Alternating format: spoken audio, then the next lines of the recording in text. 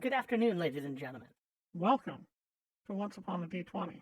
I, of course, am your host, Jeremy. And I just might be here to consume your soul. Happiness? What's that?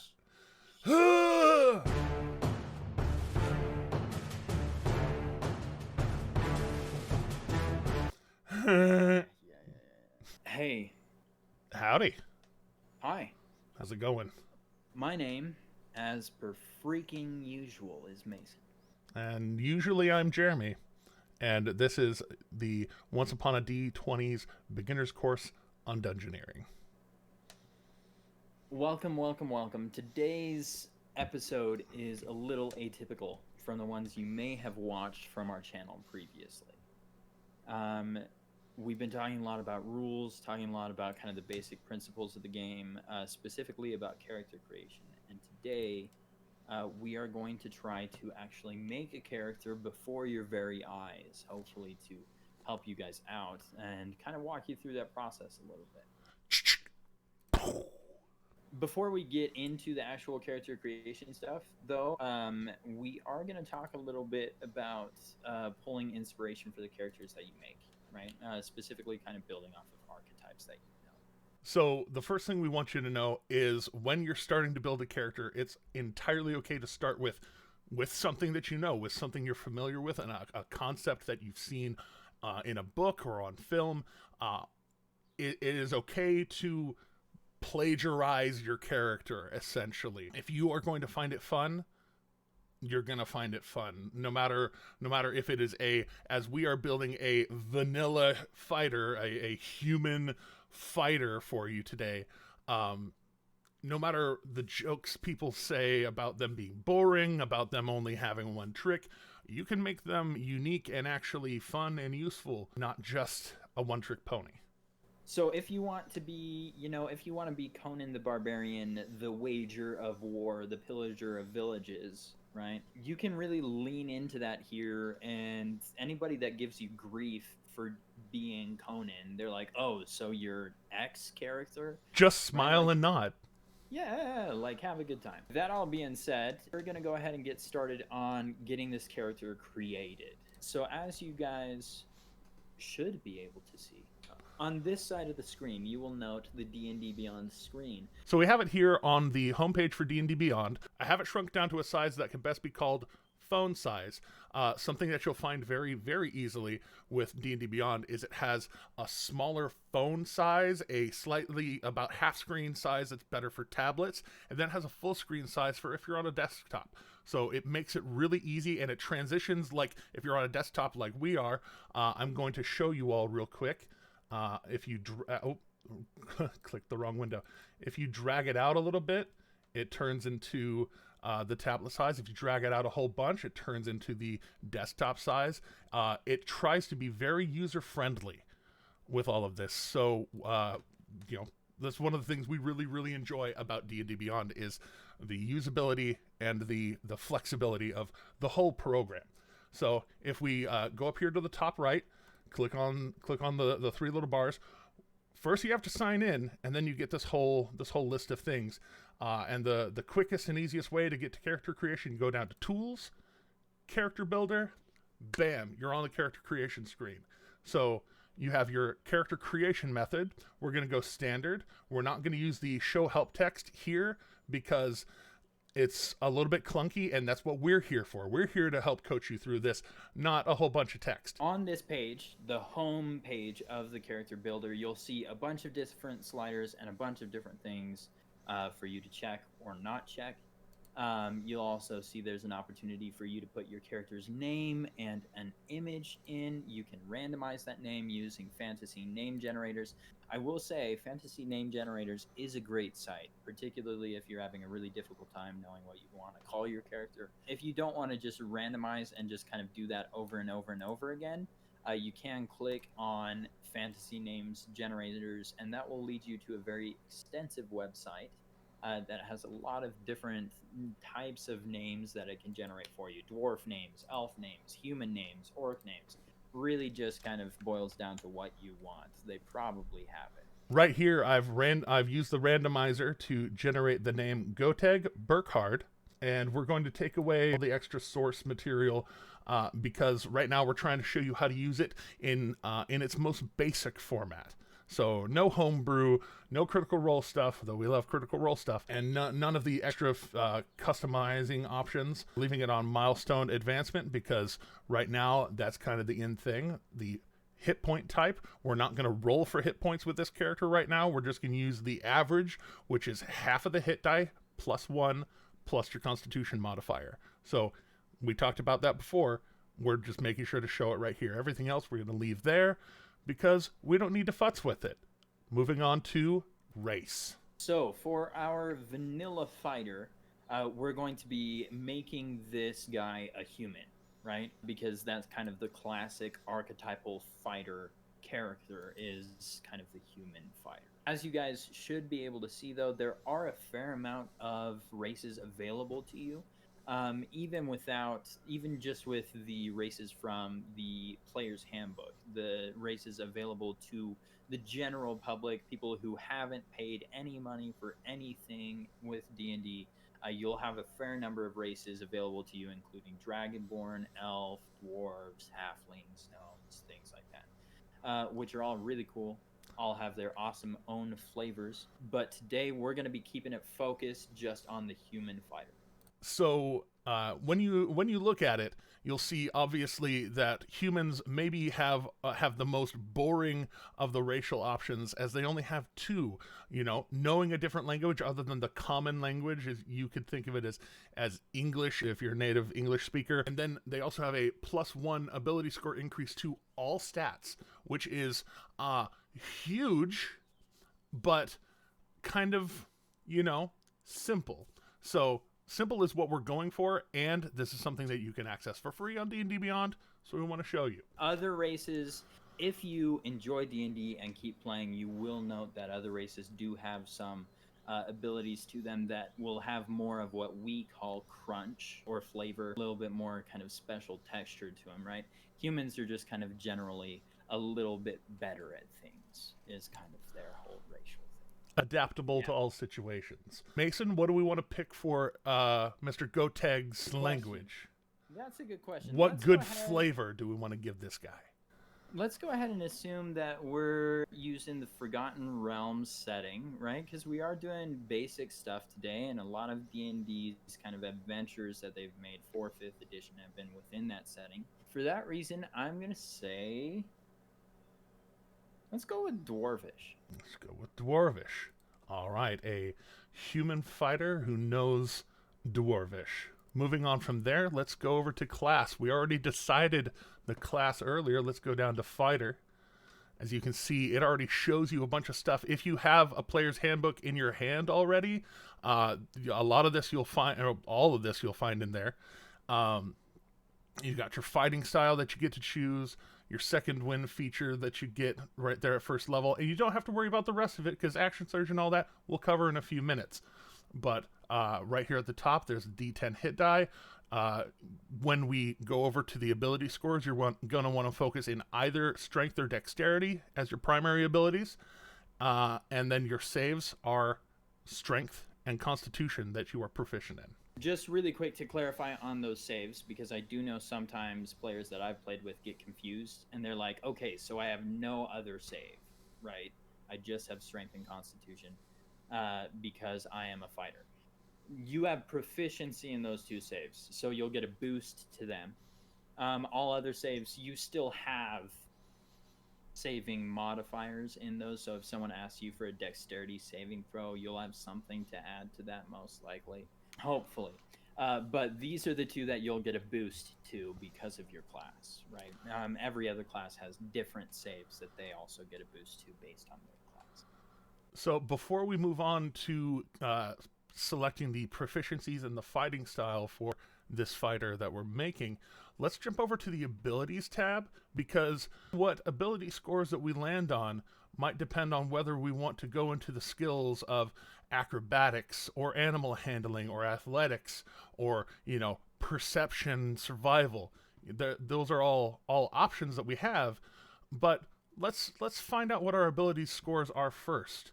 Right here on the ability score tab, you'll see right there at the top, choose generation method. Like we talked about in previous videos, we want to do a little bit of dice rolling. So let's go to the manual/rolled tab. Right here, a fun new feature they've added recently. So D&D Beyond has recently kind of integrated a digital dice roller into their website, which is really convenient, both for if you're just kind of out and about and want to play a quick game of D&D, which works really well if you're kind of out and about and want to play a quick game of D&D. Not that, most games of D&D are not necessarily quick. That's usually a little bit antithetical. But anyway, pressing forward. Or if you just don't have dice, right, and don't want to pay for dice.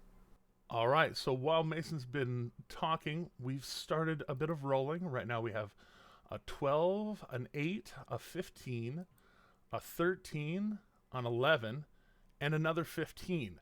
So that was our first set right there. We're going to go down to the second one because we like rolling 2 sets and being able to choose between them just to see if we get something just a little bit better. Ooh, we started out with 17. We got that. Ooh, we went the other direction and got a 7. Good times. 13. 13. 12. And 13. So Mason, do we want to go a little more generalist with the 2 15s, 13, 12, 11, and 8? Or do we want to go a little bit more specified with the 17, 7, 13, 13, 13, 12? That is a good question. My recommendation here, of course, is that with the one that has the 7, we're going to get a +1 in all of our ability stats, and we have a 7, a 17, 3 13s. We have a bunch of odd ones that'll get bumped up to their next level by having that +1. Which I think comes to an important point, right? I know a lot of starting players, I've played with a lot of starting players who like to be kind of generally just a bit above average when they play for the first time, right? They like to have kind of some higher stats if they can and no lower stats. Personally, I really love that kind of swinginess, right? Having some higher high stats, having some lower low stats. Not just for mechanics, but also just flavor-wise. I think it's fun, right? Maybe your fighter's really good at fighting, but they're also illiterate. Or maybe they're really good at fighting, but they're also very shy. And so you kind of get to make these contrasting character aspects. So I think I would also go with what you said, Jared. Let's go with the more specialized. All right. So with that, let's speaking of what we're going to be bad at, where do we want to put that 7? Let's go ahead and put that into charisma. All just right. for kicks, I'm gonna say. So we're picking the low one first, then let's go with the 17, which will become an 18. Do we want to be more? Do we want to be a strength fighter or dexterity fighter? You go ahead and decide this one, Jer, since I decided the last one. Well, then I'm going to go ahead and put this one in strength because I like bucking against the concept. Speaking of people that give a lot of naysaying, a lot of people say that dexterity is the most important stat in D&D 5e. And while that has an amount of truth to it, not putting anything in strength doesn't really help you either. Yeah. And also, we are here to make the archetype today, right? Like, we're here to make the burly brawler fighter. Yeah, so let's stick that into the strength for sure. All right. So the rest of these ones in the middle, let's make sure to put one of the 13s in Constitution, so we have a decent Constitution. Let's make sure to put one of those in Dexterity to have a decent Dexterity. And while I didn't want to put that 7 in Intelligence because I also like making sure that my fighter isn't stupid. Perhaps they are at least above averagely smart, because that's one of the ways that you live so long. Let's put the 12 in Intelligence and the 13 in Wisdom for all of those Wisdom stats that we talked about before. Yeah, because a good fighter knows what's going on around them, right? Like, if you get surprised in every fight and kind of have to start from behind, that's not quite as fun. It's true. So going down the list here on the score calculation, you can see we have an 18 for strength, a 14 for dexterity, 14 for constitution, 13 for intelligence, 14 for wisdom, and an 8 for charisma. All right, so now we're going to go from abilities. We're going to jump past class just one more time because the background of your character, we talked about before, can give you quite a bit more flavor and things that you can do with your character.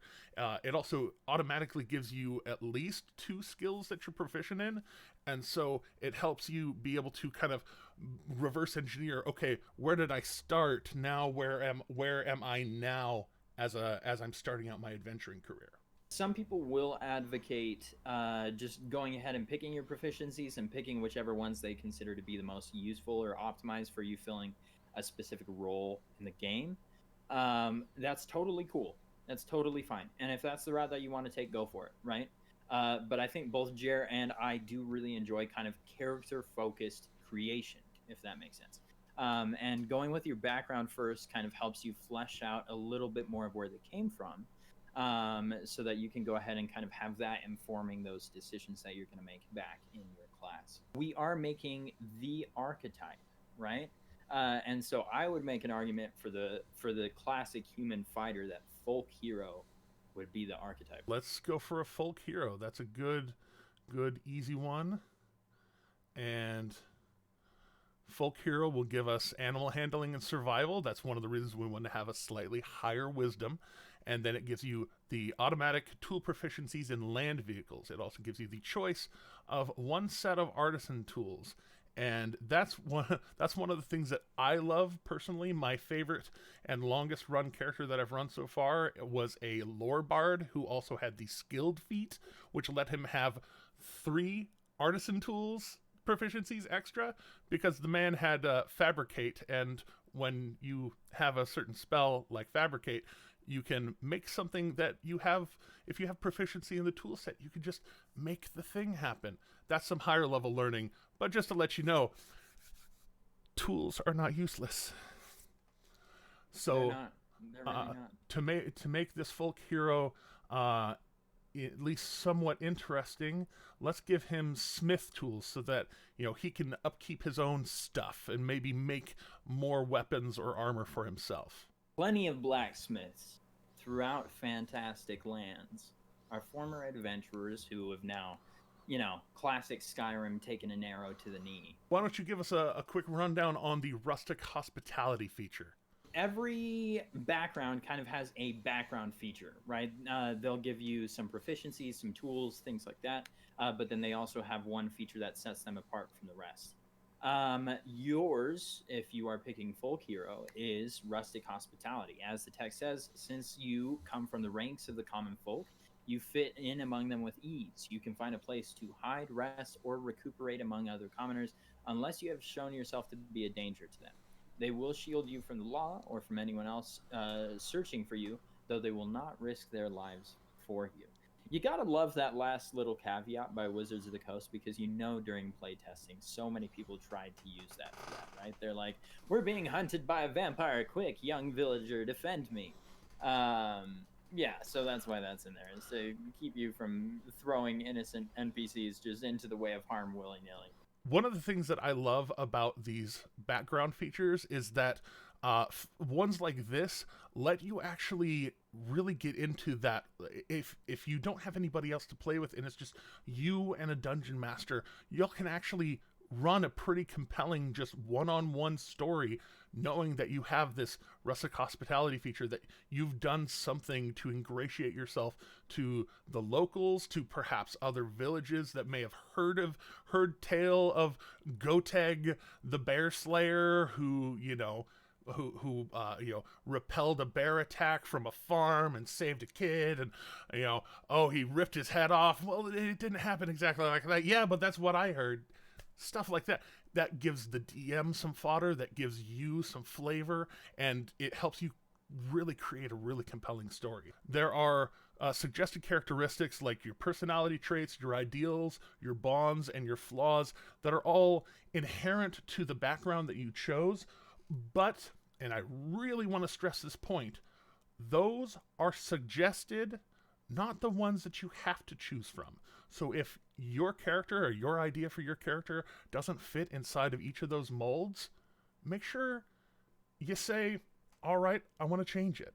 If you don't want to take the suggested characteristics, you will see right before that other things for you to click on saying character details, physical characteristics, personal characteristics, notes. And in that personal characteristics stuff, you can just go in there, click on that, click on personality, and just write up your character's personality all on your own, right? So you can have these notes available to you in your character sheet and have some things written down and thought about without just having to take these characteristics that Wizards of the Coast may have recommended for this particular background. Always be bold enough to make your character your own. So the way that suggested characteristics work, if you do want to use them, they recommend choosing 2 personality traits, an ideal, a bond, and a flaw, right? So not necessarily 2 or each or 1 of each, if you want to use it as recommended. With it being the archetype of the classic human folk hero, I would say if someone is in trouble, I'm always ready to lend help. And when I set my mind to something, I follow through no matter what. Those are good, strong, someone driven by good and their own impetus. That sounds great. So going down for an ideal, we're going through, and I would like to throw down freedom. Tyrants must not be allowed to oppress the people, which it displays as chaotic, but that can be chaotic good, or it can be chaotic evil, or somewhere in the middle. On next to bonds, we've got a couple of pretty compelling options here. I do want to say really quick, I love bonds that speak to a player's connection to the world around them, because I like drama in my D&D, and drama's hard to get if you're an orphan with no friends and no family and nothing that you care about, because then there's nothing to pull you into stuff besides self-interest, right? If that's the character you want to play, it's your game and you do you, and I'm okay with that. As long as you help your DM tell the story, play what you want. Yeah, if you're destroying everyone else's fun in the process, that's no fun.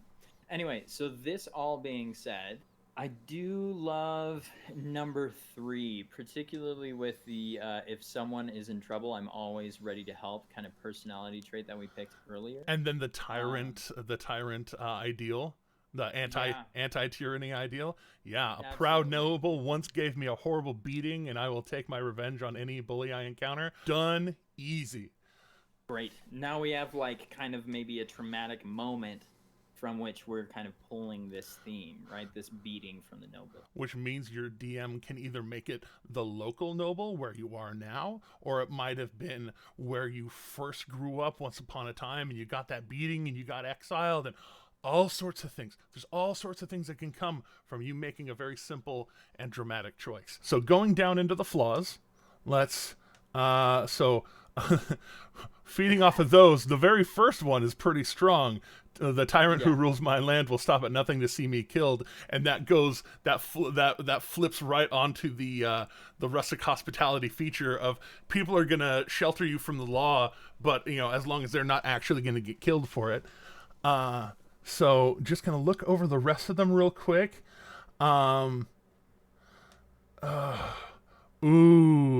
See, it's either number 1 or number 5. Secretly, I believe that things would be better if I were a tyrant lording over the land. Ooh. Which one? That's tough, because if we pick the fun thing about number 1, right, is that let's say maybe you are in the land that you are raised in, right? And so if we pick number 1, maybe you're like the Robin Hood kind of character, right? And that's why the common folk protect you. Or maybe you're a revolutionary and the people believe in the cause, and that's why they protect you, right? Hashtag flag smashers. Hashtag flag smashers. Last but not least, number 5, though, if you're trying to install yourself as the new political power, maybe the people are protecting you because you're making promises to them about what will happen once you're in power, right? There's so many cool character things that you can do here with these, which is why, I mean, they're so simple. There's just bullet points of a character, but it gives so many cool things, so many cool moments of inspiration that you can build off of these cool bullets. Since we are doing the archetype today, I'm going to say let's go with number 1, right? All right. That being said, if I were just playing my own character for kicks and giggles and doing my own thing, I would definitely go with number 5. Give me that sweet, sweet Breaking Bad Walter White fire, you know? But we're doing archetypes today. We're doing Robin Hood. We're doing King Arthur. Let's go with number 1. Then under the ideals, I'm going to edit the chaotic to chaotic good, because that is the direction we went with that flaw. So instead of the perhaps chaotic evil of or even chaotic neutral of I am going to install myself as the new dictator. Yeah, So yeah. now right down here, I opened up the personal characteristics. Now you can see this whole thing. That right there is the framework for a first level character, giving you a sense of who they are. Now, one of the things we talked about was the chaotic and good thing. I want to speak to alignment for just a second before we go back and finish our build. One of the things that people get hung up on with alignment is the idea that if you slap down an alignment like chaotic good on your character sheet, that you absolutely have to hold to this. You're chaotic, and so you have to do something crazy and random, and no one's going to know what you're doing, but it's all for a good purpose, so, la-di-da. It's what my character would do. That's a weak argument for bad storytelling, usually, when it comes down to that sort of argument. What I want to make sure to instill is the idea that your character informs your alignment, not the other way around. So you get to decide what your alignment means to your character. A lawful good paladin, yes, they might go out and kill 100 orcs, which, if you think about it, that's a little bit genocidal, it's a little bit murderous, and it's not entirely a good thing. But if they're doing it because the orcs are trying to invade their lands, they're harming the people, that kind of stereotypical, wild orc kind of thing, then there's gray area there. So that's one of the things that the whole idea of creating a character rather than just creating a character that you're playing rather than like playing a video game where it's all contained and the story is very linear for the most part, even in those sandbox games. One of the things you get to do here is really explore the gray areas. There's not strictly good, there's not strictly evil, there's not strictly chaotic and lawful. There is so much gray area in the middle that you get to explore yourself by making choices yourself rather than making choices on a 9 grid of alignment. Alignment can be a very useful touchstone, particularly when you're kind of getting started on this character. But unless you guys really want to play a game where that just wholeheartedly governs your character, in which case, again, this is your game. This isn't ours, right? So you do you. But unless that is the case, that's really kind of what alignment is for, right? Is to kind of be this touchstone.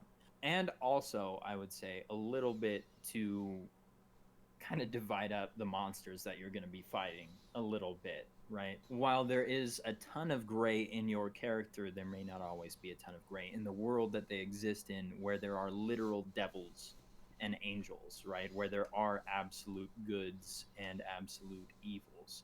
But you get to walk the gray area of how those things impact your character and the world around them, which is really cool from a gameplay perspective.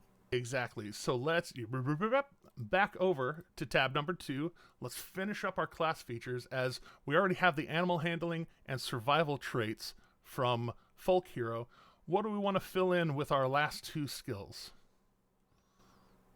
I'm thinking, let's go ahead and do athletics and insight. All right, athletics to complement the strength, and then insight to complement the wisdom.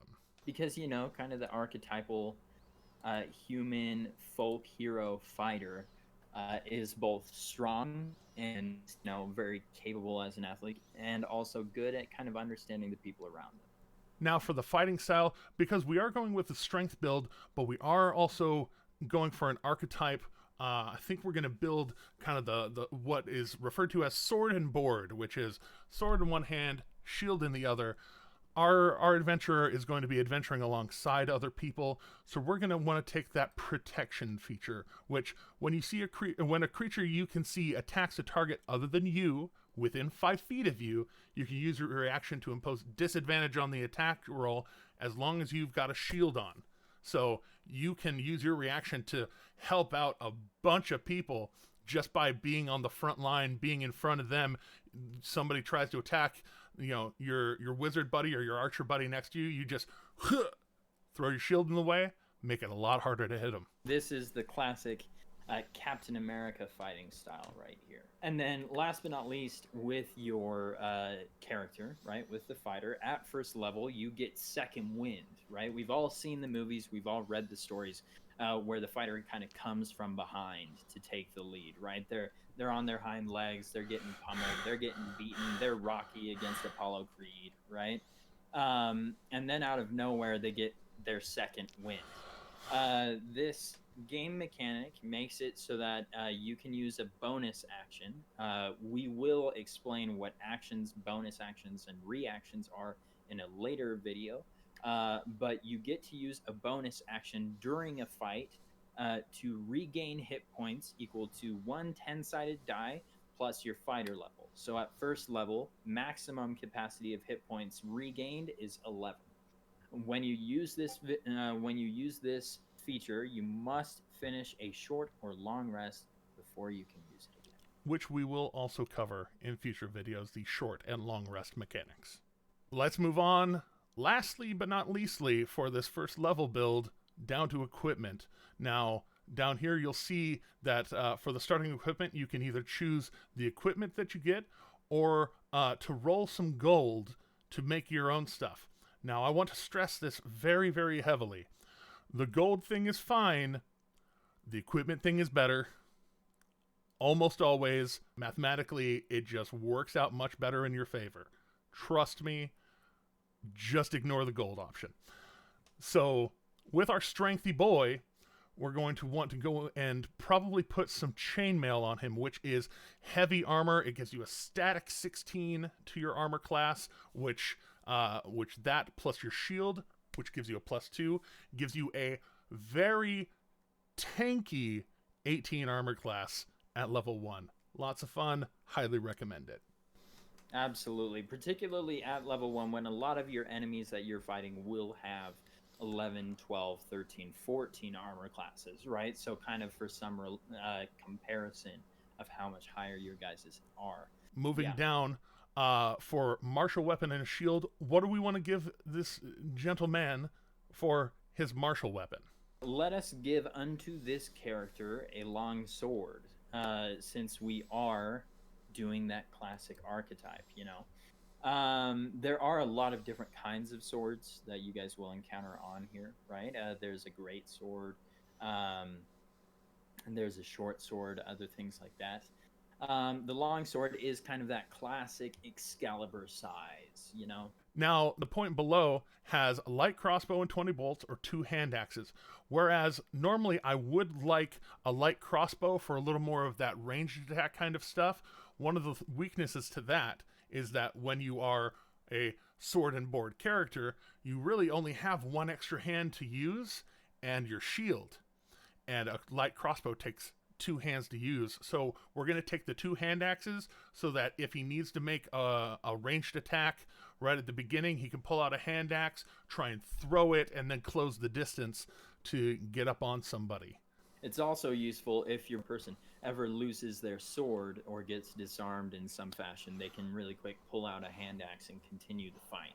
Always prepared is kind of the idea of a fighter. Always having, if you take one weapon away from me, there is still another weapon available. There's still another weapon available. I am still a weapon. Last but not least, we've got the Dungeoneers pack and an Explorers pack. Looking at these, you will be like, what are those? A good way to know is if you just click on the checked button, it'll say this includes and give you a very long list, right? You get quite a bit of things with either one of these. Since we are going with this kind of archetypal character who is kind of the revolutionary or the bandit prince, the righteous bandit prince going against the tyrant, I am going to propose that Explorer's Pack is a little bit better since it's kind of better for this overland travel, whereas more of the Dungeoneers Pack focuses on kind of the climbing and maneuvering of caverns in the deep. I'm there with you.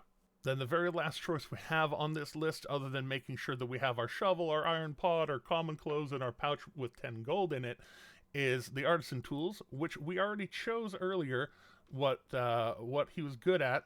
So let's just take those smith tools and run with them. Absolutely. Maybe our archetypal hero was at one point the apprentice of a smith.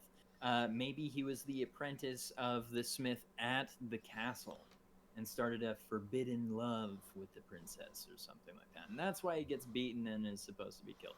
Really leaning into the archetype with that one. That's maybe awesome. It's something totally different. And Thank you. but that's the thing, right? Is this is the sort of stuff that you get to think about while you're making your character. Why is my character adventuring? Where did they come from? These are all things that are better to answer. You don't have to answer them before you start playing. Want to emphasize that.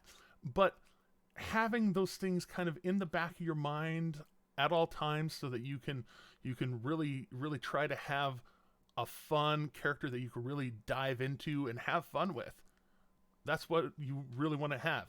As you may see over here, I am checking off the chainmail right here to make sure that we have that equipped. I make sure we have the longsword equipped. We'll have a hand axe equipped on the list, but you know, it doesn't have to be like in your hand as far as equipment. It's on your side. It's ready to go. And then with the shield is, you know, equipping that is basically having it strapped to your arm. So we have all of that ready to go. So completing out what we have already seen of our character, let's go to the actual character sheet page. Now I just got this Beyond 20 notification because I use, as I've made a joke a couple of videos ago, I use the Beyond 20 Chrome extension, also not sponsored as we are not, but I use it because it helps me roll from the D&D Beyond character sheet onto a virtual tabletop like Roll20, and I find it very, very useful. So if you want to look into it, if you're a DM and you want to look into it, you know, make your choices of your own volition. But you'll see right here, we've got Goteg Burkhard right up here. Human, fighter, 1, level 1. He's got that proficiency bonus we talked about before. He has a +2 initiative, which is based off of dexterity, as you can see. He's got that armor class. And then all of the stats that we put up, all the saving throw, both proficient and not, that he has. And then the senses, we talked about passive perception, passive investigation, passive insight. Those can all be very useful. Down here at the bottom, you've got this little 9 grid down here that pops up, and it shows you all the different tabs that you can explore. So I want to make sure just to show you, under the equipment tab, it shows all of the things that we had in that equipment list. And then if you go to the actions, it shows you, like we have the hand axe. You can use it as a melee weapon, or you can throw it 20 feet with a regular attack, or 60 feet with at long range, which imposes a certain difficulty, which we call disadvantage. But here's all of that laid out so that you can see. It breaks down the actions you can take in combat. Anyways, we'll do a deeper dive into the mechanics of the D&D Beyond character sheet, but I wanted to let you see at least how it sort of looks right here at the beginning. Just dip the toe a little bit, because the first time you see a character sheet can definitely be overwhelming. There's a lot of information right there before your eyes. But let's go ahead and pull back over to the character creation. We're going to go ahead and level this character up in total to level 5 and just kind of walk you through the things that they get on the way there. If you are starting a campaign at level 1 with your friends and you guys are just going to go from the ground up, firstly, I love that. Those are my favorite campaigns. Love those campaigns. I really enjoy low-level gameplay. It's awesome. We are going to go up to level 5 because we're going to go ahead and make a bunch of these different characters for different classes. And then in order to kind of help explain combat, help explain some of the gameplay and things like that, we're going to get some friends together using these characters that we've made. And we're going to play through kind of a combat session with the characters that we've made. The characters are all going to be level 5, which is why we're all going to level them up to level 5. Also, you guys get to kind of be a part of that. And personally, the leveling up to level 3 is like the best part of leveling up a character for me. And so I'm just excited about showing you guys that as well. But before we get to that, Hopping up to level 2, the next thing that pops up below Second Wind is Action Surge. Usually everyone just has action, bonus action, movement, and your turn is done. One of the things that a fighter will let you do is after you take your initial action, then you can focus yourself and take one additional action. That can be anything from swinging your sword another time, or if you have extra attack, which we'll get to, it'll let you swing it twice, or 3 times if you're a high enough fighter, or 4 times if you're a high enough fighter. You have to get really high level to be able to do that. swing. But it's a lot of fun, and one of the reasons fighters are so deadly. Or if you have, say, the spell casting feature, you can go in and cast a spell, cast another spell. You can dodge, which makes you harder to hit. You can disengage from your opponent, which lets you run away without fear of reprisal. Things like that. Dash, so you can get all the way up to your foe and then start swinging away. Things like that. We have all seen the moment in media where the fighter just kind of goes superhuman just for a second, right? Captain America has to take out the bad guy and jump onto the grenade. Or King Arthur has to fight 5 opponents all at the same time, but manages to do so because he has that grit and that prowess and that skill that just goes a little bit beyond human, right? This Action Surge is kind of the mechanical personification of that moment for you as the player to feel that kind of cool moment as you do that. Going up to level 3, this is where you will make kind of the big choice after character creation, right? Character creation is kind of like all these big choices all at once. Level 3, you get to make another big choice, but it's just one choice. And this is where you get to decide your martial archetype. All classes have what we call subclasses, which kind of further specialize them. The text for the martial archetype, kind of there before you make the decision, will mention the champion, the battle master, or the eldritch knight, which are the 3 subclasses available to the fighter in the player handbook. Since then, there have been a lot of other books made by Wizards of the Coast that introduce just a host of other subclasses as well, including the Echo Knight and things like that. But these are the 3 kind of base ones, and the one that is available to all players on D&D Beyond is the champion. So that is the one we are going to be choosing today, so that you guys, without paying any money or anything like that, could feasibly make this very same character that we have made with you today.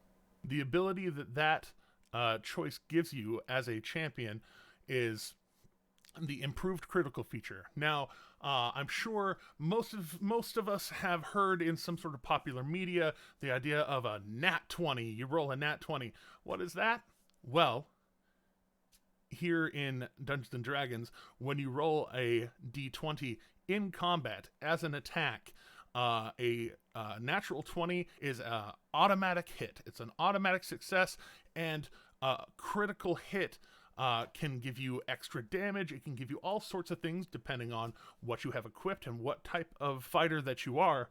This one lets you score a critical hit on a 19 or a 20, which for you crunchy math nerds, that is a 5% increase, giving you a 10% chance of critical hits. So basically, this makes it so that you double the chances of you just absolutely devastating your enemy, right? Sweeping the leg, cleaving off the head, whatever it looks like. This is kind of the champion's way of increasing the possibility of that happening for you. Pressing on to level 4, this is another choice that you get to make. Not quite as impactful as character creation or as martial archetype, but still important and still really exciting. This is the ability score improvement level, which makes it so that you can improve any of your ability scores. Specifically, you have 2 points to spend here.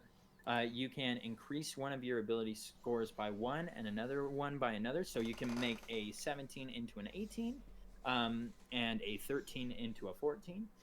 Or you can choose to spend 2 of your points in one place. So maybe you bump an 18 to a 20. Do remember, for positive stats, those stats that are above 10, even numbers are what bump up your modifier, right? So our character right now has some 18s, has an 18, has some 14s.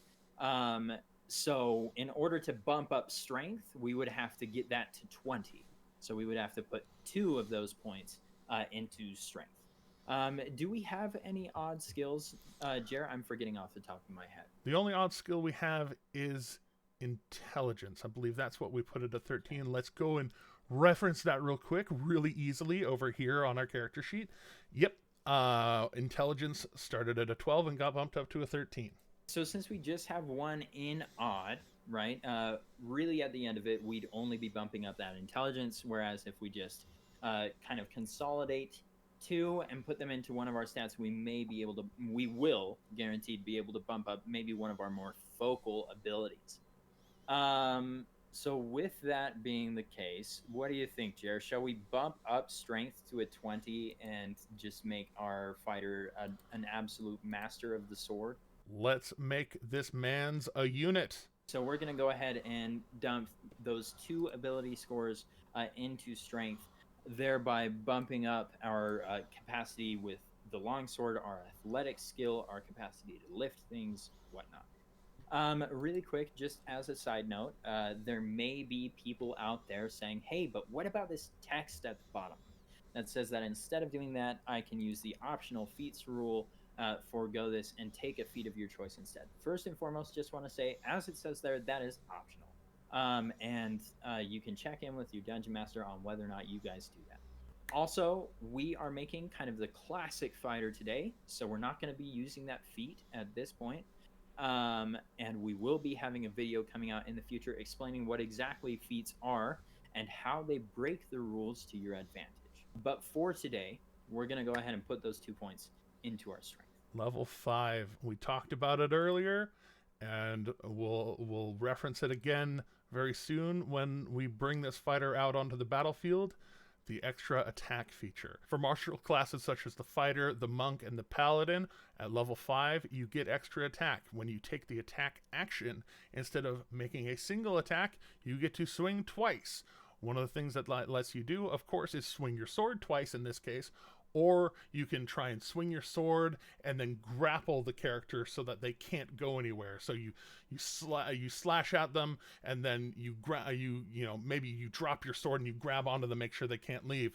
Or like we talked about in a previous video, you put your sword away, you grab onto them, and then you try and trip them with your other attack, and you put them on the ground.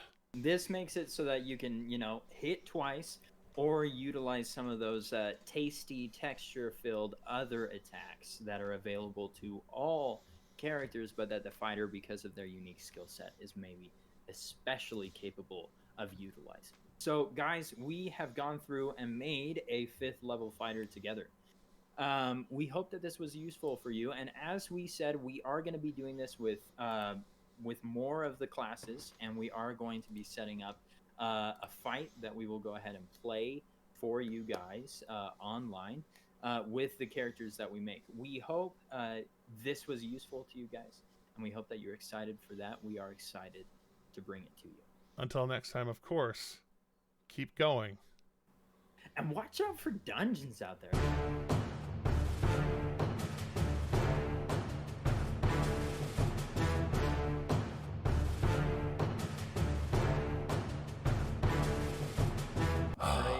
Great.